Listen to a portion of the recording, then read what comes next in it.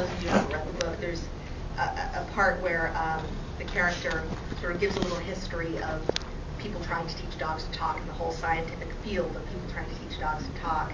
And it's all completely made up, and it was kind of fun to come up with this pseudo history that was written in this kind of dry academic tone, but is about these absurd things, experiments on dogs.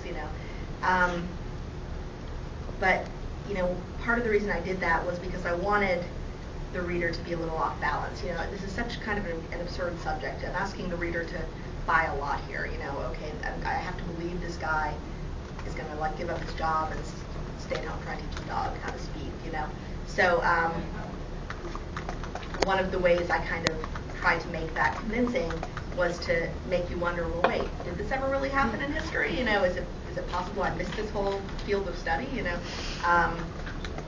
So that was kind of a technique that I used for that purpose. Yeah. Do you ever do any traveling for your research? I haven't. Well, not really. I would love to, but I have young kids and it just hasn't worked out.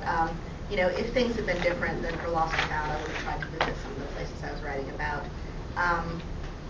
Not long ago, I was in Chicago for a totally unrelated reason, but in the book I'm writing now, there's a part of it that takes place in Chicago, and so I took advantage of being there and went and looked at a few things so that I would have those pictures in my mind. But I haven't done as much as I'd like.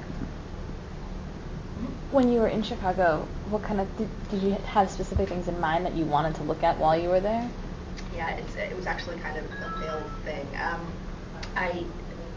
There's a crucial scene in part of the book that takes place in the Museum of Science and Industry, and it has to do with these cross sections of human beings that they have there, and it's like from the 30s or something. They took two cadavers and cut one horizontally and one vertically, so you can see encased in glass the cross sections of these people, and I thought that was weird and creepy and interesting, and so it ended up being a part of the book, and I wanted to go see that, and then it turns out that whole exhibit is closed for the next year, so I didn't get to see that. I had to, but being there helped me come up with other ideas that I might not have come up with if I hadn't been there. So again, it's sort of just being open to what's available to me around.